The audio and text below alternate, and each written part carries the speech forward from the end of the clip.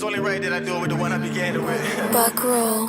I got Big Bro in the booth with me, man. We legit. We going to the green with some thing, man. That's how I go. No photos, just me and on my phone. Just popping off our guns and getting toasted. I say, come on, bro, no photos. That was then and now we grown. It's time to take it to the other room. I say, come on, bro, not no photos. Just me and on my phone. Just popping off our guns and getting toasted. I say, come on, bro, no photos.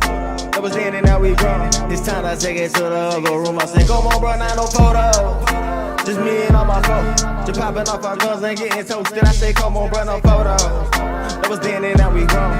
It's time to take it to the other room. I say, come on, bro, not no photo. We rolled up flowers in broad day. A fast pace, we trying to get it in mass ways. I'm a port. Just let the man hate. Pay me my dividends. They know we shouldn't win, but yeah, we did again. I know what heaven sent. It got a heavy scent. Let that old polo, that for sure, you know. Let them breathe that. Cocky and humble, they never seen that, but y'all know. And the odds know me. Cause we leveled up on them like a surprise, homie. Keep your eyes on me. Locked in what God told me. Stuck in the grind going. Flashbacks and relays. Lit party where we stayed. Now it's time to do it. Now it's time to maneuver. Now it's time to complete what I never thought I'd be doing. Hustle on double. Run straight to the trouble. I'm trusting in God, bro. No faking and nothing. No hating or bluffing. A lot of love for GA. That country slang like we ain't and he changed. They don't feel it though. This for my family, bro. No photos, just me and on my phone. Just popping off our guns and getting toasted. I say, come on, bro, no photos. That was then and now we grown. It's time to take it to the other room. I say, come on, bro, not no photos. Just me and on my phone. Just popping off our guns and getting toasted. I say, come on, bro, no photos. That was then and now we grown. It's time to take it to the other room. I say, come on, bro, not no photos. Just me and on my phone. Just popping off our guns and getting toasted. I say, come on, bro, no photos. That was then and now we grown. It's time to take it to the other room. I say, come on, bro, not no photos. Take to make it back and forth. The law been crazy. Different places I'd have been. I never imagined seeing. I'm in the Maserati, me and B. I'm rocking you a pin. A line with 50 people. I'm walking past like I don't see. Remember we ran from cops. Now I got $1 million partners. Man, I want some rich problems. I talked to bro, he said don't hold back. Your picture perfect, no Kodak, a cold pass. Talk about the life that I had, know where I'm at, and nothing ever made me go back. Okay, with 7 girls, okay, I'm little more. Need to hit the city more. Show my pieces really more. Came out the fast. Only flight for now. No more traffic. My hustle act this. Remember the magic was the bang for me. You know what I'm saying? So we're gonna see how it's gonna go. But we're gonna do the iceberg, and I just want like how y'all doing? Like, cause like we don't talk to each other before we do this. So it's like, what's going on with you? You know what I'm saying? Like, what's Audrey's main focus right now without getting too personal? So, I decided this in September because I work in retail and it gets really crazy. And I'm an entrepreneur. I have Royal Ink. I'm an author. I'm a writer. I work with a lot of entrepreneurs with branding and visuals. I just decided to pause everything for fourth quarter. I needed a break. Coming off of the creative grief, I was like, I need a minute to just not be writing unless I want to, but not. I needed to come out of the obligation of it. So I just took a lot of things off my plate to get some balance. I feel just really off balance, and I felt myself getting a little overwhelmed and a little bit depressed. And I was like, this ain't cool. And I was glad for the awareness to catch it and do something about it and course correct. And so I just, again, suspended all of my services for fourth quarter and just focus on some things for myself because I wanted to be able to come home after a long day of work and just watch TV and not feel guilty like something else I should be doing instead. You know, like, no, I've done my work, I've done this, and I've closed it off, and I still have time to do whatever I want to do and just relax or talk to my mom for an hour or check in on friends. And this is one of the first years, I've been in retail for 25 years, and this is one of the first years that I just kind of planned what I wanted to do and scheduled around that as opposed to letting work dictate when I can do the things I want to do. So I just got back from a girls trip. Me and my mommy, just the two of us, went to Washington, D.C. to the Museum of African American History and Culture. Just got back literally on Friday. And so I'm in a good space and really enjoying time with my family in a way that I haven't in the past in the holiday season because of retail. And I decided that it doesn't run my life, you know, and I decided I wanted to get on top of some things. And I don't have to sacrifice this for the sake of being successful in that. And so balance is what I'm trying to do. And I like where I am right now. I like balance. That's a good word. Yeah. What about you, David? Man, I just been living, honestly, being a dad, a husband. Truthfully, that's been it. Really laying low, out of sight, out of mind, really. I love it, honestly. I really do. It's a simple answer for me, but that's really what it is. That's all I've been doing. Nice. All right, so we got balance. Okay, so we just gonna start with the iceberg. I just wanted to check on y'all. All right, Let's what's check on up with you, you, Willie. What you what's been been up going to? on? man, one I word. was really high. I'm sorry. One word. Tribe. Okay. Try. Yeah, that's where I'm at. That's a sneak peek. It's like not even a sneak. It is kind of, but I ain't even gonna talk about that. It's just like that word, and basically like after the whole creative grief joint, and for me it was freeing, especially to like understand being in the room with people who went through certain things. You know what I'm saying? Maybe not the same thing, but they could relate. So it was like that whole thing was freeing. But since then, it's like it's been a whole process of like basically God healing me as I go, and I'm like I'm on go mode right now. It's like we had the same. I had a pop-up podcast with Frank, and Shout out to Frank. and it's Shout like out to Frank. we had a big talk about religion, and I was like, I got a big problem with religion, and what I mean is not, you know what I'm saying. I got a big problem with man-made traditions, and it's like for this reason. That's why I think the topic gonna be crazy, and it's like the reason I got a problem with religion is because it's keeping people from God. And what I mean, this is my perspective, and the whole reason I was scared to do this in the first place, because I'm coming into this knowing that I don't got all the answers, and God's still saying let go. And he basically he like bruh, you got to give up the right, you know what I'm saying, give up the right to be right all the time, and just go. So I'm going right now, knowing I ain't got all the answers, but it's like, to me, this is religion. Like the Pharisees talking to Jesus, which is God, talking to God about God. So they so married to their own traditions that they miss God right in front of them.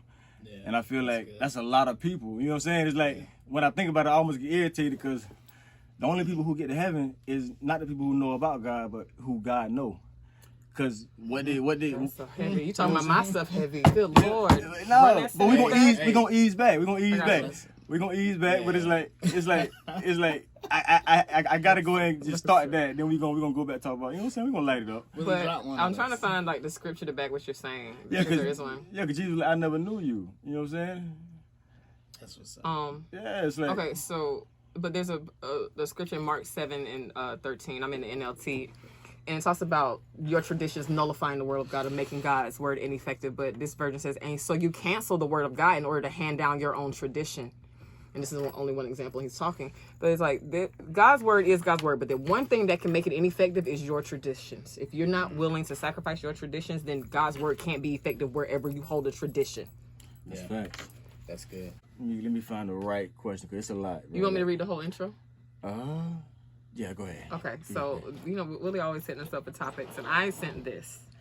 I think it could be interesting to discuss the difference between believers who were born and raised in church and those who found God later in life. I'm always curious to know what makes a person come to accept Christ when they weren't introduced through their upbringing. It can be really hard for me to imagine sometimes. And so the questions that were just like branches off of that tree: how would you introduce an adult non-believer to our faith, especially in this day and age, referring to social media and all those things, internet? Do you believe Christians respect other faiths? Why are there so many cultural differences within the Christian faith? For example, denominations, attire standards, service protocols, etc. Do the cultural differences make the faith look divided? How do you think the Christian faith as a whole comes across to people, good and or bad? So what say you? And that's wow. So obviously we can't pick one of them, but it's like, I'm trying to remember what made me think, because it was something I saw or heard. Yeah. So I mean, that like, made me be like, so you basically coming from the you trying to like you trying to figure out why would somebody who has no, you know what I'm saying, foundation, like grandma didn't know God, you know what I'm saying, like nobody knew God, like they just. How did you stumble? How did you stumble across Jesus? Like, what? You know what I'm saying? And I think what it makes me wonder, what it makes me wonder is it. And David and I were talking about this briefly when we ran into each other last week or whenever that was. But is one of the things I wonder, is it a horrifically bad thing?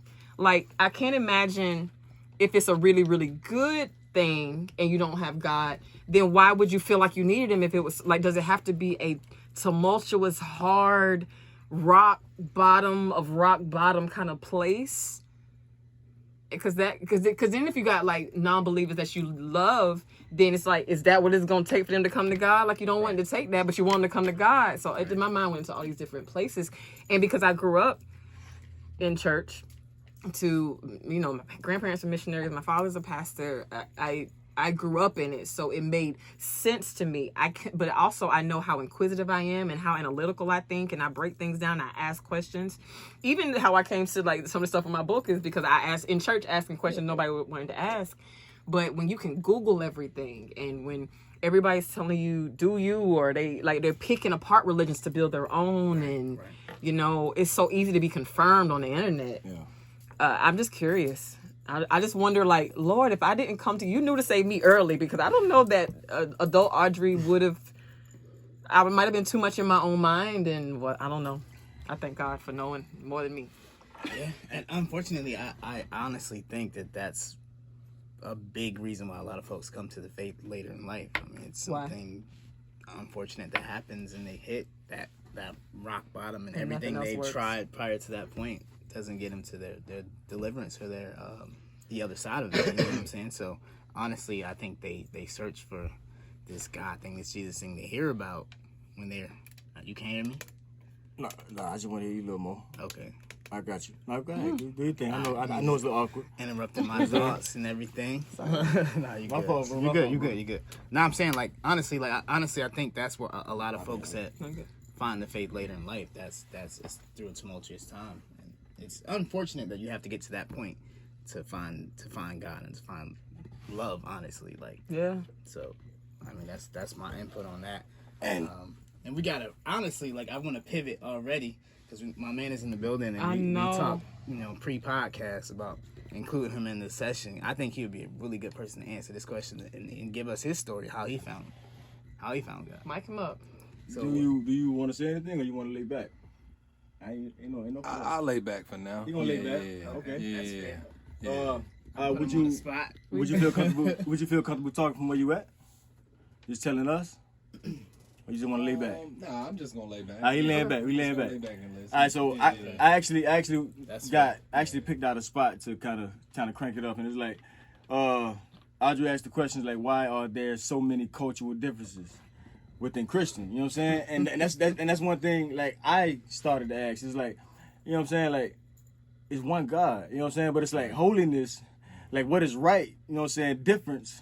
Differs within, you know what I'm saying? Like, you got some people who diehards, who you can't wear makeup. And then you got over here in this denomination, it's like, that's all right. And it's like, but it's divided, one God, but it's like different standards. And it's like, and that's confusing by itself. You know what I'm saying? It's like, and that's where we at. It's like, basically, like, we just gonna, I'm just here just to speak against. But you know how confusing that would be for someone that's a non-believer to see so many different variations of the gospel that's, you know what I'm saying, that we preach, and how segregated Sunday mornings are. Like, yeah, and even you got people who, not that they haven't been to church, they've been, but the experience that they had was not an accurate representation of God. Right. But because we're so divided, because if you invite them to another church where they may have a better experience, they're like, well, y'all say y'all serve the same God, why would it be any different? And so I think that could get really all over the place for people. I heard there's like 30,000 different denominations to our faith. Are you serious? That is wild to me, if that's accurate. 30,000? 30,000. I don't know how much truth there is to that, but I honestly want to look it up. I can't name 30.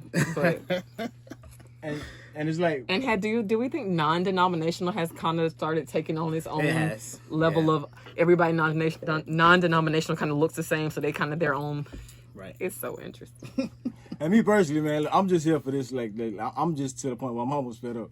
And it's like, and really, I really think it'd be God staring me up, because like it'd be like weird things aggravate me, and like not even like weird things aggravate me or frustrate me. I forgot, I got the writer. No, I just say a holy frustration. I'm not correcting. Oh, holy frustration, but that's exactly right. And it's like I get frustrated because, you know, I got a relationship with God. You know what I'm saying? So it's like, I know Darius. So if somebody come talking crazy, like, oh man, Darius did such and such. Not saying I know the deepest part of him, but there's certain things if they're saying Darius doing, I'm like, bro, you don't know him. Like, you capping. And it's like sometimes I hear people talk about God, and not saying I ain't guilty of it, but they like it's like how they talk is so sad, and like it's like they talk as if God not gonna come through for him, and I'm like you like he not that good, and I'm like, bro, you don't really know him like that. Not saying I know what you think, but just by me knowing this guy you talking about, how you speaking, it's like I don't watch people get prayed for, and it's like you can see it in their body movement. Like they not expecting to get healed. They just glad they getting prayed for. Like they not expecting after this prayer I'm about to get healed, and it's like they pretty much like nah, we just gonna go through the motions. Like I know after this prayer, you know what I'm saying, I'm not gonna be healed. And sometimes it is the case. A lot of times it's the case. But you know what I'm saying, to not expect is to be like, well, what we doing? You feel what I'm saying? Yeah. Like it's like, do we like is God our Father? And it's like, bruh, like we gonna pause on that. Like God, creator of all things, is our Father. And it's like, so you mean to tell me, bro, you know what I'm saying? Because God kind of beat up on me, like, because I was in a depressed state, like, real talk, like, that's the fact. But, like, after God brought me out of that thing, he was like, bro, like, you know what I'm saying? Don't do that again. Basically, like, what you doing? Don't do that. Don't do that. Yeah, don't do that. He like, bro, don't do that again. That's it. Because it was real, but fear is the biggest lie. Yeah. And it's an insult to God, and it's like, bro, let's not play this religion game. Let's not, like, if God ain't real, let me go wild out. Let me get like 3 big booty chicks. Let me for real. And like, just go crazy. Let me just go crazy. You got the wife during the week. Keandra, I love you. And I love my wife too. And I tell her this. I'm like, bro, we gon' like if God ain't real, like, bro, we wilding out. Like, bro, you know what I'm saying? Like, we about to get popped. You know what I'm saying? Like, bro, but what's so interesting about what you said? So I think the church has done a disservice to people because they show these very singular versions of a relationship with God. And so, like, okay, some people think that in order to experience God, you got to get in your car, get dressed, and drive to a church. Some people think they only experience God literally through prayer. And one of the things I was sharing with a friend of mine just last week, I said, in this season, I find myself, I spend more time in fellowship with God than I do prayer. Do you think? But even to learn the difference. Do you think we need a uniform? That we need a uniform experience? No, I don't think we need a uniform. It's because God can be whatever he needs to be for whoever. We aren't uniform people. He's the same, but he can go anywhere he needs to go. We have the limitations. Mm-hmm. And so it can be hard to wrap our mind around. I don't really try like that. But I do know that feeling of when you hear people talking about someone that you've come to know so well that you can tell. Me and God kick it all the time, every day, all the time. And so when you hear somebody talking about God, you just it immediately, not even from a judgment, you don't even have to say it, but within yourself you're like, you don't really know him like that. You know? Well, that's facts. But like what you were just saying, and I don't know what it takes for people to get into fellowship. And I think sometimes the church is not teaching people to, okay, this is what I'm saying, this is what this is for, but go home and this is how do you study the word. Not that there's one right way, but you got to find a way to get in there and fellowship with God yourself and have him talk back to you. Because he's going to, think about the crevices of your life, like those personal things that you don't want to tell anybody. You want God to have to tell your pastor in order to tell you about something that's so deeply personal. Right. Like those are the kind of fellowship I've been having with God in the last few months, where it's things like it's some things where he's like, I'm God your father. I've given you an earthly father. He's good, but there's some things even he cannot father you on. Mm-hmm. So God is filling in those spaces. Like, yeah, your pastor's a wonderful spiritual father, but he can't give you everything. Yeah. I can give you everything. So if you neglect that time one-on-one with me, you're neglecting a large part of the relationship. And you think you always need a proxy for me? Right. You think you got to conjure me up? It's just so many things. I'm glad you say conjure, because like, bro, that's oh, he got me together real quick with that. He's like, you don't have to conjure me up. And to your point, before I forget, one of the things he told me, the Holy Spirit told me, just last week was like, Audrey, I'm not offended by so many things that church culture is offended by. That don't really bother me like that. I believe it. He's like, some of this stuff like, oh man, oh my God, I slipped up and said that word. He's like, it don't bother me like it bothers some people. Yeah. And he was just showing me some different things. Like, the churches are going to be offended by this. He's like, I don't believe. If that bothered me, I couldn't reach people. Yeah, about that. And you know? And it's like, bro. If profanity, well, and I'm not saying to go out here and just be offensive, but if that, if you can't deal with that, then you can't reach people. And I said it before I realized really how profound it was. I said this maybe 20 years ago. I said, back in the day, I'm an 80s baby, so there used to be, other 80s babies can vouch for this, there used to be, you used to be able to smoke inside buildings like restaurants. And when you go to a restaurant, they would ask you, do you want smoking or non-smoking? Right. And we would go out, and this was me as a kid. We would go out in like a group, and they said, well, we only, like, if, let's say it's a party of 10.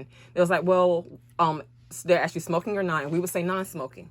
And they would be like, well, for non-smoking, that's about a 30-minute wait, but if you want to sit in the smoking section, we can seat you now. And people are like, oh, no. I was like, well, if you sit in the smoking section, you don't have to smoke. I said, if we go and sit in the smoking section, then that's less people that can smoke. Yeah. And I think the job of the kingdom is to go into the smoking section. We're called from darkness into light spiritually, but in the earth, we're called to go into dark and shine light. And so I think our job as believers is to go into the smoking section and fill it up. Now, you can't get mad if somebody smokes because you're in the smoking section. Right. Now, if it's 10 of you, you're taking up a table. So in that vicinity, nobody's smoking. But if the dude behind you smoking, he in the smoking section. If you go into the world, people going to be doing worldly things. Right. But that's why we're there. You see what I'm saying? And then what happens is because we're in the smoking section in large numbers, the whole establishment looks more like a non-smoking establishment. Mm. You see what I'm saying? And I feel like I've always felt like that's the role of believers in the kingdom. Right? Yeah, that's the East thing. Yeah. And isn't that what Jesus did? Went to the smoking section. Right. He went to the smoking section. They accused him of doing the same things he was of the people he was hanging around with. Like, because he was really trying to save those. Yeah, exactly. Right. He was really, I think we forget that. We get on a high horse and pride, honestly. We put Disney shades kills us, like, on the Bible. Disney shades. What's Disney? Disney goggles. Huh? What you say? What's that? What? Okay. Hey, I thought coming off what I like what she said. Conjure. You know what I'm saying? She always starting stuff. You see, this is where we going off the X. Hey, fam, look, bro. This is where we going off the X. We was on 95. We going off the X. All right, so look.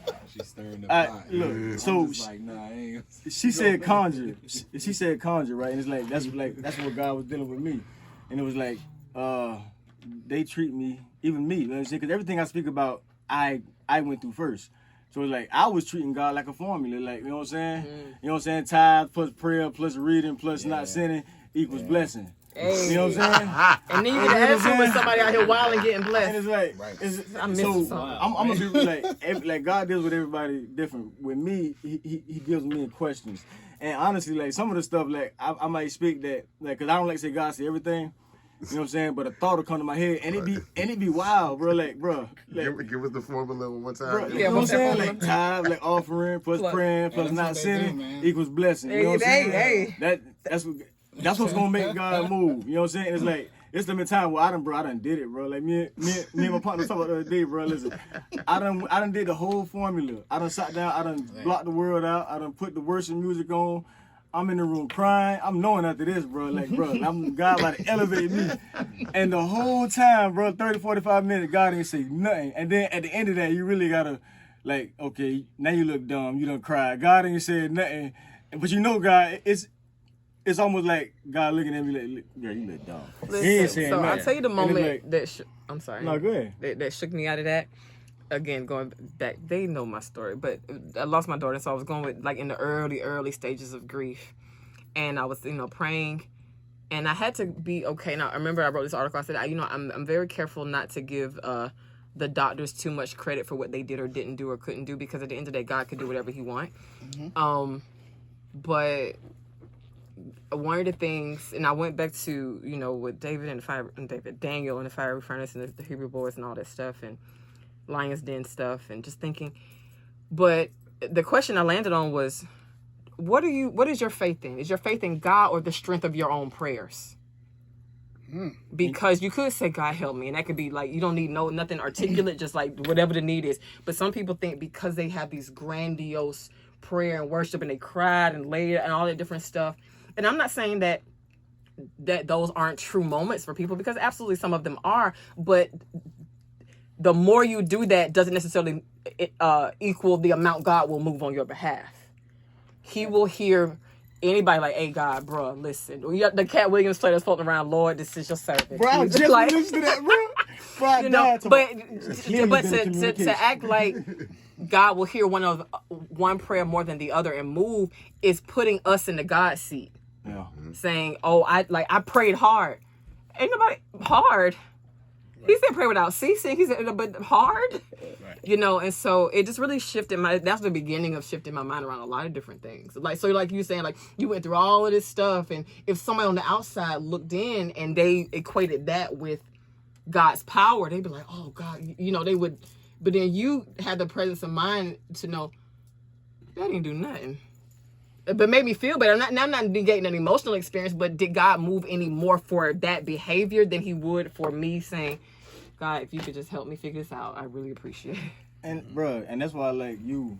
You got anything on that, David? You got any? I'm still waiting on that Disney shades. The Disney shades. You see, that's why I like because you all right, so back. look. And how did you end up on White Bluff? All right, Disney, yeah. Oh, I see. Now she's throwing shade. I don't know what. That was.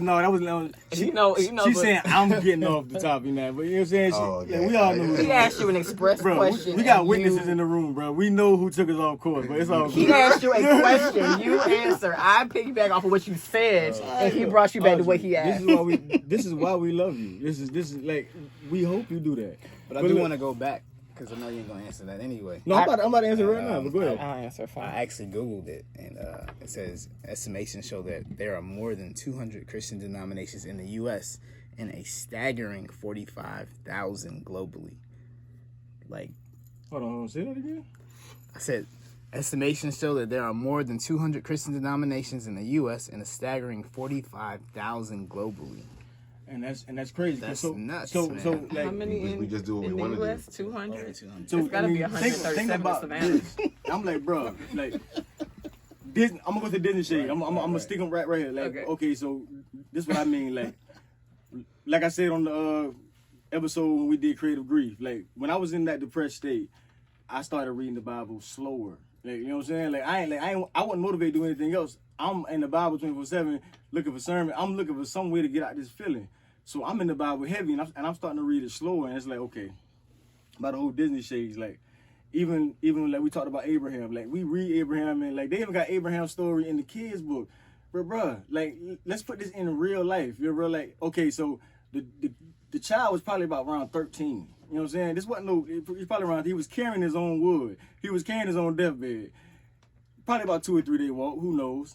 You know what I'm saying? So Abraham got to walk 2, 3 days. Within his mind, bro, I'm about to kill my son. That alone as a father, like, will give you a heart attack. Bro, you can't, I know he's not eating. You feel what I'm saying? He got the bubble guts. He's sweating. Yeah. Bro, he's terrified, bro. Yeah. And like Disney picture like paints like, yes, Abraham is the father of faith, but this is why. Like, let's paint the real picture. This is why he's the father, because he was willing. A man just like me and you, I got a son. I can imagine walking 2 days knowing I'm about to kill Trey. Bro, my heartbeat, bro. I'm probably gonna die as soon as I kill him. I'm probably gonna die. It's probably gonna bust my heart. You know what I'm saying? And it's like, I can do it. And but he was willing to do that. So you gotta ask yourself in real time, like, okay, if a man like me and you was willing to kill his own son, you know what I'm saying?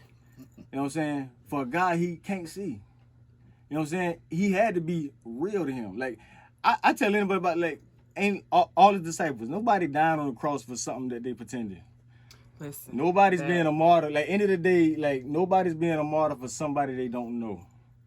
And it's like, okay, we got my man in the room. I ain't gonna mention his name or whatever, but he didn't know God. He didn't have no prior foundation on God. Am I correct? Am I do? Oh, all the way. Okay, so no mom, no big mama, no mama dragging me, no mention, none of that. So this man had no foundation of God, yet he's here. He's in the room with us right now, and like my man go what God told. I'm like, God, what you want me to do? And basically it was like, show the people what it looks like to be loved. And it's like, cause like my whole thing is like, yeah, God got a standard. He got the highest of standards, but the transformation happens in the journey as you go. You know what I'm saying? Right. This ain't no this ain't no I gotta get it right thing. No, you gonna get it right. Just, you know what I'm saying? This a personal thing. I won't, like, if I would answer the question, like, how would we minister to people? Like, how would we minister to people like my man who never seen God? I would show them what it looks like to be loved. Like, I don't, like, now I'm to the place where I don't hide from God in my sin. Like, I'm in my sin. I'm talking to God like how I get out. Like, I'm not trying to get it right. Then, you know what I'm saying? Like, I'm not trying to get it right. Then, like, I'm like, God, I slipped up there. Help me. You feel what I'm saying? Like, this is like, and it's a real thing. Cause like, bro, like, ain't no point of pretending. Like, how many Christians you said was on this earth? How many denominations? 45,000. 45,000. So you need to tell me it's 45,000 people. You know what I'm saying? Just put out them 45,000 people who's saying that they are children of the Most High God. You know what I'm saying? There should not be a bullet flying, a murder happening. Like, the world should be at total peace. You mean to tell me that the creator of all things, children, walking around here, you know what I'm saying, depressed, me, you know what I'm saying, broke, me, you know what I'm saying, struggling with sin, me, and we out here saying, I am a friend of God, so you God partner. Yeah. You feel what I'm saying? We kicking it with God, and we ain't got no power. Like, bro, right. Why would you want to follow something like that? Like, it's like, where to change it? It's like, I say this now, if not saying I know God, but if I didn't know God, Christianity would not be appealing to me, because it's like, agree. Most Christians are like, they're depressed. You know what I'm saying? It's like, they're depressed. They see they flaw. They're really judgmental. Fake. Well, I ain't gonna say most, because that's not, because I know a lot of good ones. But yeah, but the perception is that the Christian faith is really judgmental, and I've experienced it. Yeah. Who in here has not experienced some form of judgment in the name of this ain't what God wants, or this ain't what, like, or you can't, just any little thing that made you feel like you weren't worthy. Right. All the time. I mean, it's like, shoot, that's a whole episode by itself. And it's like, but while at the same, no, you about to say something? I think, honestly, to get back to how would you minister to a person that hasn't come to know God in this day and age, you really hit it on the head, showing love. Honestly, like, I think that's what we forget, and I think a lot of times in our faith, we forget that love is what draws us. Love is what converts us. Love is God is love. Who is what God is. Right, It's who exactly. Who He is. And I think we antagonize folks into wanting to serve the God we serve, and I'm confused by that, because, like, why would I want to do that? You know what I'm saying? Like, you're gonna scare me into it, or you're gonna, you know what I'm saying? Like, and that's gonna last for so long, but ultimately the love is what keeps us. And I think, honestly, showing genuine love, like, when I do it, I mentor a lot of kids, right? And their parents call me with the issues, and I was like, all right, and certain times I have to come scoop them up. I have to have face-to-face interaction. And a lot of times I won't even address the issue. I would just show them love. And they'll get home, their parents will be like, what did you say to him? He's, like, totally different. I didn't say anything. I just showed them love. Genuine love. And I think love is ultimately what changes someone. Like, no, man, love is super powerful, and it's just like, bro, it's the most powerful force in this universe. I want people to know that, bro, like, this is, I'm calling this whole rollout, like, me speaking for me personally, it's like, I'm trying to reintroduce the Father. You know what I'm saying? Yeah. Like, I'm trying to read, cause like you said, we got this Bible, and when I was depressed, I was reading that thing real slow, and it was real slow, and it was like certain things I pop out. Okay, so let's just stop for a second. Okay, this God, all right, you know what I'm saying? Like, this the Creator. Ain't nobody smarter. So I'm a rapper. I put certain things in bars, you know what I'm saying, purposely. You know what I'm saying? Like, I'm throwing breadcrumbs purposely underneath a whole song, and it's like, if I got the smarts to do this, okay, you got the all-knowing God speaking to these humans. So let me speak in ways that never sleep here tonight, fam. Man. And that's the biggest goal, like, bro, like I'm like Audrey. In no way am I promoting, like, you can live any kind of way you want. But what I tell people, my advice, you know what I'm saying? What I tell people is, don't focus on what you weak at or your flaws. Just know Him. Yeah, doesn't love encourage change behavior? Exactly. It does. Like, right. You gonna change. But how many times, especially, like, if I use the example because I'm the only woman. But like if a woman gets pregnant, and then I know women who've gotten pregnant and gotten kicked out of church. I'm like, where else she gonna go? Don't get mad at wherever else she go, because if she goes somewhere real out of pocket to get help when she tried to come here, don't get mad at where she go if you turned her away. And I've seen the church turn people in need away if it wasn't a need that looked good on paper. Right. Like I can't write it off on my tax. That's real harsh. I'm sorry, y'all. Yeah. But it's like there's not enough. The story we teach the story of the prodigal son, but I don't see enough of that response. Yeah. When he comes to himself and come back. Mm-hmm. You know, right. Or if you mess up, like somebody like me in church that may like do something off of the. Like, oh, this out of the holy column, you know, and then you want to stay. You feel like you do not accept it the same way before you did whatever you did, not. Right?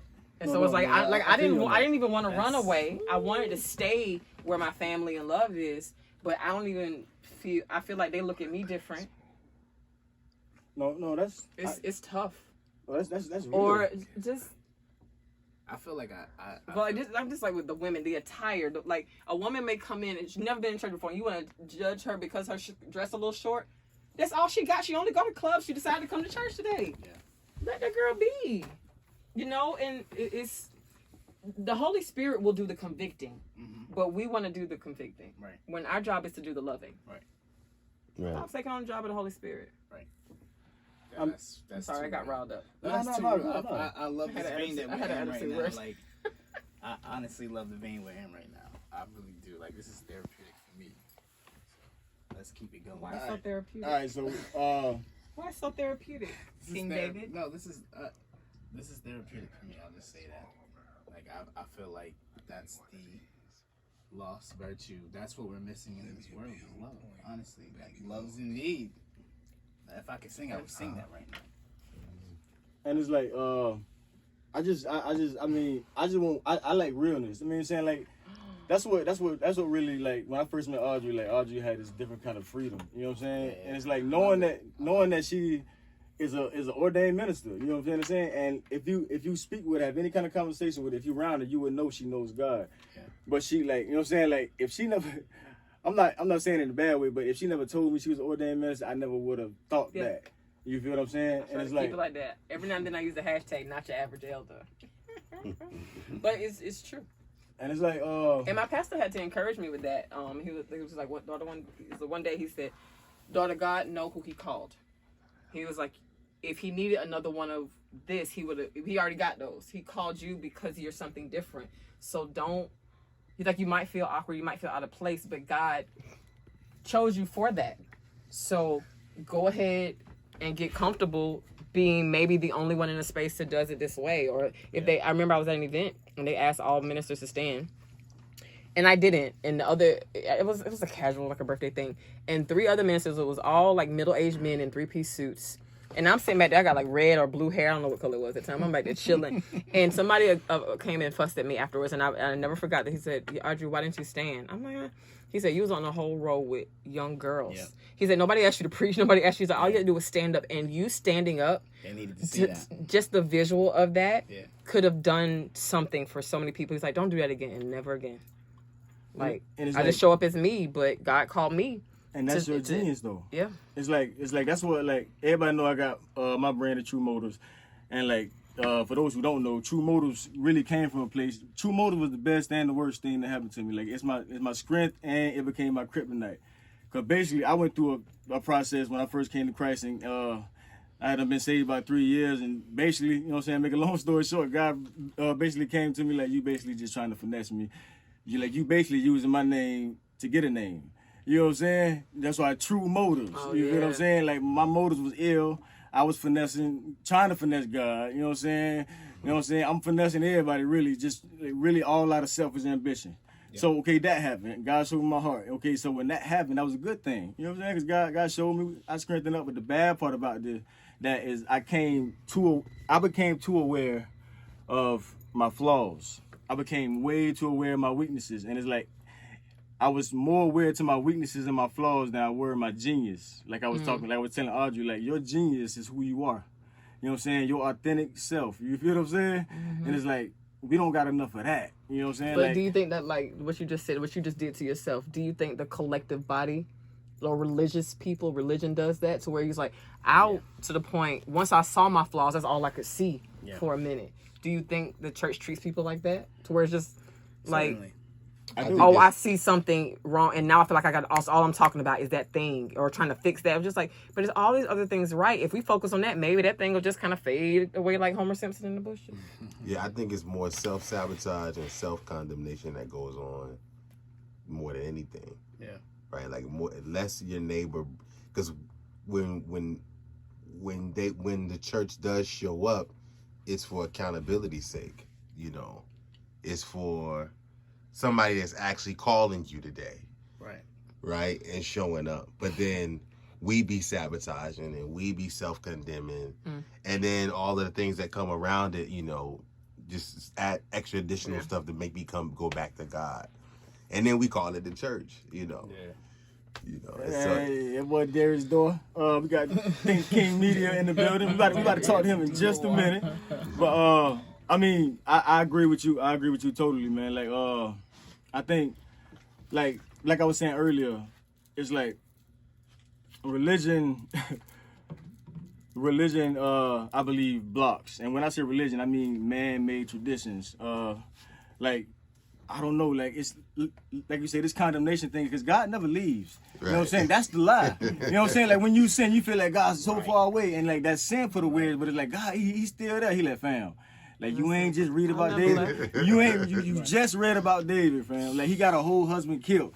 And he, you know what I'm saying, not telling anybody to go kill somebody's husband for the thing. But look, I'm just saying, like, it's like God is not a formula. God is not something that we could understand truthfully. And it's like we want to understand. That's what I think religion is. My definition of religion would be man's attempt to try to explain God. And anything that goes outside of what we think is God, like the Pharisees, like they talking to God, telling God we don't heal people on the Sabbath, but this God, He created the Sabbath. Right. But they so mad to their traditions that they miss God, and that's what I feel religion does. I feel religion, truthfully, religion killed God, because you know what I'm saying, who got God killed? You know what I'm saying? And it's like I'm not talking about church. I'm talking about religion. I'm talking about this thing. You know what I'm saying? Like let's not cap to the world, bro. Like let's keep it 100. Like I don't want to like. You know what I'm saying? Like, if God really let it be that, but let's not make it so miserable, because we so flawed. And it's like, you talk to a Christian, and they always down. You know what I'm saying? Like, always depressed, because they stuck in something, they doing something. It's like this constant cycle of, I'm up, then I'm down, and I'm up, then I'm down, and I'm up, then I'm down. And it's like... You see that a lot now? Yeah, I lived it. You feel what I'm saying? I've seen it before. My circle has changed, so I don't see it as often. Yeah, I don't have one. I don't have a circle. I mean, y'all are part of my... I'm sorry. Y'all are part of my circle. Nah, David just right, as soon as I go live, you want to come y'all and throw me away. I'm so sorry for that. David just kicked us out the circle. Like, bro, I don't even rock with you like that. I'm fine. My circle's changed. Let me say that. Yeah. Yeah. All right, so real quick, I got a couple. We got a break, man. I actually wanted y'all to hit his song real quick. I'm live. Are we good? Yeah, you good. He told me to do it. Give me your honest opinion real quick. We got a bunch of artists, and yes, they're gonna be honest. We got my man Saad. I don't want to mess up his name, but Saad Morel. I'm gonna tag him in the post. But we about to give you an honest review real quick on your music. I'm a tough critic. And we're gonna tell me what y'all think on this. We're gonna ride a little bit, see if it'll play. I got some people to feed. Oh shoot. I don't allow that. So, oh shoot. Hold on, let me get it right. For those of you tuning in, this is the last episode of No Labels Podcast for 2021. I'm on Instagram Live, so I'm trying to bring my people up to speed. Well, you might want to do it on this camera too, though, because it looks clear and really good. Okay, what did I say? I forget. I don't know what you said, but the camera's right here. For those of you guys just tuning in, this is the last episode of No Labels Podcast for 2021. And we just vibing like we always do, talking about the power of tradition and God. I tried to make that real nutshell, and I think people don't understand. Yeah. But like, can God and tradition live in the same space? Okay, so I'm not gonna be able to do the side. I'm gonna do a separate. What y'all think? I'm gonna do a separate review. Matter of fact, yeah, I'm gonna do a separate review. We have some technical problems, but I do want to bring Darius Dior and Darius Dior. Darius Dior. It's just a Darius whole Dior. vowel you be leaving on the table. I don't know if his partner want to come, but we got Think King Media. I just want to chop it up real quick with them. Yeah. Introduce y'all. When y'all want to come to the forefront, like, who gonna be the spokesman real quick? We're gonna do a little business highlight. You gonna hold the camera? Okay, where you want me to come at? You know, you can have my spot. We're gonna bring you over here. We just want a quick 5 minutes. No doubt. Tell them just tell them who you are, what you do. Okay. You know what I'm saying? How you can benefit others. No doubt. What's up, everybody? Peace and grace. It's Darius Dior here, all the way to Savannah, Georgia, with my peoples here at the Lone Labels Podcast. Yeah. I'm a content creator. I'm a media platform builder. If you're an artist, if you are a small business, you can benefit from creating your own content. And you can reach more customers, reach more fans, reach more people just by having someone there to hold the camera. My brother is here right now, Michael, and he was somebody that inspired me to do this because he was like, Dior, you can't write the song, record the joint, plan out the video, and hold the camera, right? You gotta let somebody hold the camera for you and help you do what it is that you do, because you gotta let somebody help you, right? And so what we do at Thinking Kingdom Media is we focus outwardly on the people, and we focus outwardly on what it is that you do, who you are, and what you're about. Our thoughts real quick. No doubt. You know what I'm saying? From Dave and Audrey, but that's what he doing. That's kingdom. That's what I'm talking about right here. Like we not pretending out here. Like, I'm not about to say I'm a child of God. Like, I'm not about to go through the, you know what I'm saying, the motions of saying I am a friend of God.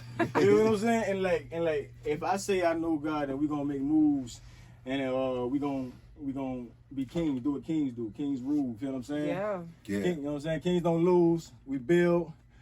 And it's like We build together. we build together. We don't Yeah, compete. and I like what you said though earlier, right? You're tapping into your genius. Like, there's certain gifts, certain things, certain tools that you have that you got to tap into and use. Like, you were innately born to do some things you got to develop, but then some things you were just born with, I was born talking.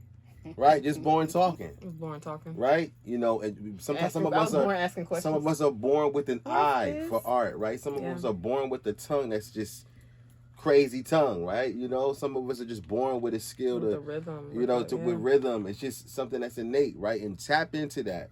Tap into your genius. Stop focusing on your flaws so much, like my brother Willie just Yeah, said. like That's bro, it. like we like. If you tap into your genius and people see that you like, okay, they're doing that, they need help with this, if they support the genius part, they'll come in quick. Like, you weak here, I can help you with that. Right. Come on now. But if you focus on the weak part, then you only focus on the weak part, and you showing the world the weak part because that's your man. focus. But if That's you how- focus on the strength, and somebody's like, you know what, I like what you're doing, but this could be better. Already. There you go. You see what I'm saying? No, y'all don't know. That's how Thinking Kingdom was birthed. But like, I for think real, that, for real. but that's why God made us with such diversity, and that's why God likes variety. He's like, I'm gonna put this in you, and I'm gonna put what you need in him, and y'all get along. Facts. and, it's, You know what I'm saying? That's real. and your genius is like, bro, it's you.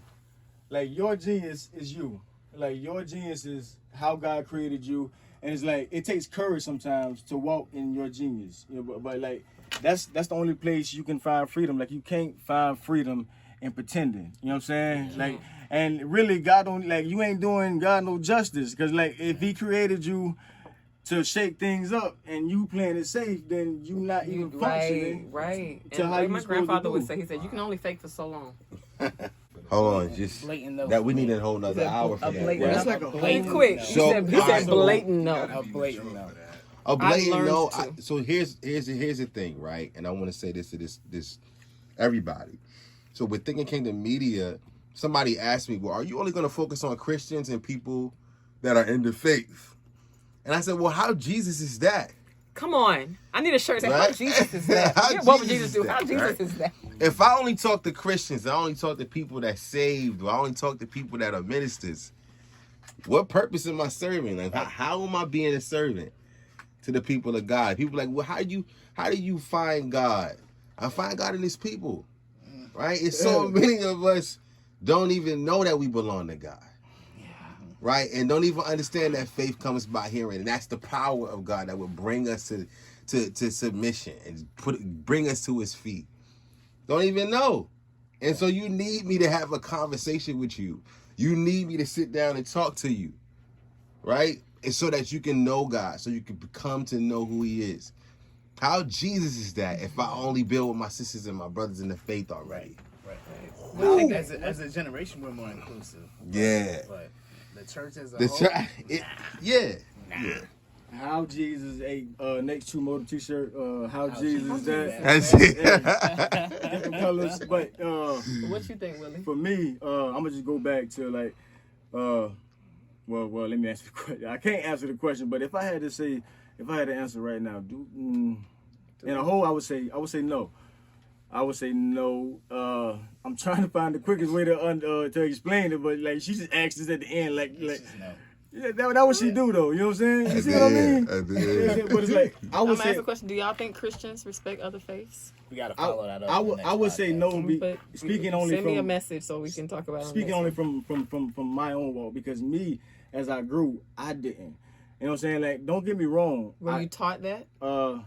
I guess I was taught it, honestly. Like our culture, you know what I'm saying? And don't get me wrong, like I walk around like, bruh, like I'm 1,000,000% positive that my God is the real God. But you know what I'm saying? Because if I'm not that positive, then what's the point in doing it in the first place? Have you ever dabbled? And it's like, huh? Have you ever dabbled into other? Bro, I left the whole faith and just like, bro, I'm like, bro, God don't exist, bro. He not real. That's legit. Like, bro, That's what you said. like, bro, like listen, I'm I like, feel like we all have to come to our own conclusion that like who we serve is who we serve for our, you know what I'm saying? Not the previous generations, it was just what they were taught, and they followed it blindly. I think our generation, we got to know. Like I got to know. Yeah, you gotta have more to get an explanation right. for why. you have to be confident. And it's like but like this is a real, like when I say I know God, this is not an assumption. Like I know God like I know Darius. You feel what I'm saying? And it's like, so that is why I'm not so confident that my God is real, it's true, because I've been going to church and reading the Bible. I'm confident my God is real and true, because at my lowest moment, fam, like bro, He was there. You feel what I'm saying? And he walking, and that's the picture I want to paint. Like I was saying earlier, like if I had to explain or put in a word what I'm trying to do, what my goal is, I want to show the world what it looks like to be loved. Because God is my Father, and that's a relationship. Like you know what I'm saying? Like religion is this thing that we pretend to do. You know what I'm saying? It's like, man, like it's a big mask. It's a big mask. So like this thing about relationship, and like I always say, you know what I'm saying? Like God got the highest of standards. Don't get like, I'm not saying you can just go out and do all you want to, but it's pointless to you know what I'm saying? It's fun. You know what I'm saying? Like me in a relationship with God, like I enjoy life. I enjoy my kids. Yeah. You know what I'm saying? I do struggle with things, but I don't like live no more. Like when I was in depression, I was like, I fought with depression, and that by itself, really, it was like that fear really offends God. Like, fam, like that's like my son being scared he's not gonna eat. Like, what you scared of? Like, bro, you like, fam, so you ain't read the Red Sea? You ain't read that part? Like, you scared and you forgetting who I am? Like, bro. So go back to the question I was gonna answer. As far as Christians are respecting other faiths, I do now, and I'm very intentional about respect. I didn't respect always, and it wasn't that I was blatantly disrespectful, but within myself, I'm like, oh, they don't, you know, like, oh. But once it came to that place that David's talking about, where you get to, I know that my God is real because of what I've been through. Not what He did for my mama, not what He did but what I have experienced with Him. And I would be so offended if somebody disrespected mine that I would not dare do that to anyone else. And there are some places I go and some establishments or even friends I have that I know they have other faiths. And when they're in an observance, I completely respect it. Right. Because As long as it's not an offense to me, or if I think it's an offense that God let me know it's an offense to him. But it's like, if I agree to be in the space and that's what it is, then I'm gonna not be me. I'm still gonna be me. Right. And it's not gonna shake my belief, but I do have a new respect around what other people believe, because how sacred my belief is to me. I would be offended if someone blatantly disrespected my faith, so I extend that same respect to other faiths. That's real Right. though. And how do you win? If you disrespect them, how do you win them to you? Exactly. Right. So How Jesus is that? Right. how Jesus is that? Hey, coming in all colors. You got black, you got blue. Hey, you know what I'm saying? I'm going to stamp that. What about you know what I'm saying? What about you, David? I thought he got an easy no. Okay, at I first. got But you. he didn't back it up with. Nah, it's the proof's in the pudding. You know what I'm saying? Like the as a whole, and growing up in a very traditional setting, I know we were taught not to.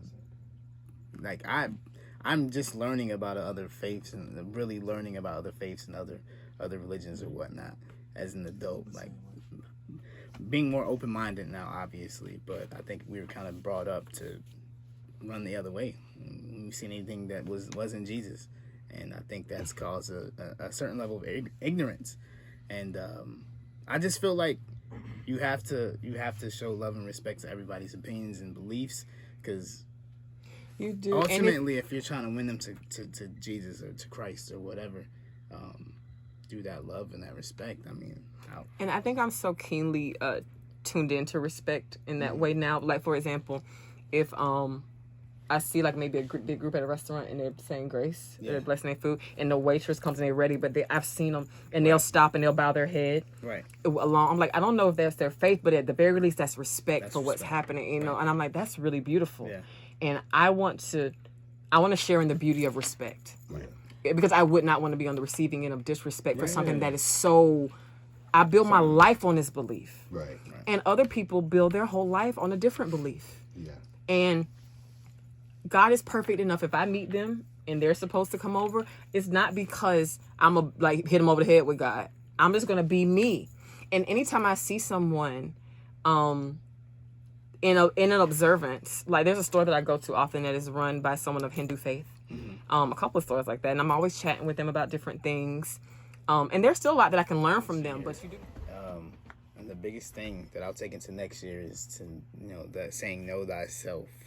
I've learned a lot about myself. I feel like that's been a theme for me for the last 2 years, but I'm taking that into 2022. That 4 Agreements. It's an amazing book. I still haven't read it. I read that book. It's a good book. Great book. I'm taking the foundational principles of that book into 2022 and knowing myself and being impeccable with my word, not taking things personal, not making any assumptions, and doing my best. Like you said, it's about a journey, so this is my life's journey, and I love it. That's fine. Okay, Audrey. No, you got it. I'm okay, I got you. Buy me a little time. I'm still learning the importance of balance.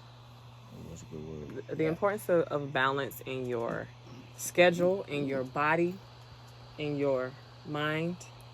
Balance of peers, friends. Balance of activity. Balance of diet. All of those different things. And the best version of me I'm learning is a balanced one. And you have to maintain balance, because like you can get there, but it does have to be maintained. And I'm learning how to. It's not a destination. Right. It's like cleaning, It's like even like your car. You get your tires balanced and rotated. If you drive it, if you use your life, it will get out of balance. And so I'm learning to be intentional about maintaining just balance in every area of my life. And I've learned that balance in one area affects all the areas. And so if you're off in one area, it won't be long before you get off in other areas. And so if you can catch it quickly. I'm going to end this, and it's going to be it for us as soon as I get this. But my final words would be, God got me on this word, tribe. Hold on, let me get right. Let me get let's see, we got the sound down. All right. But now I'm going to have to do it on my phone.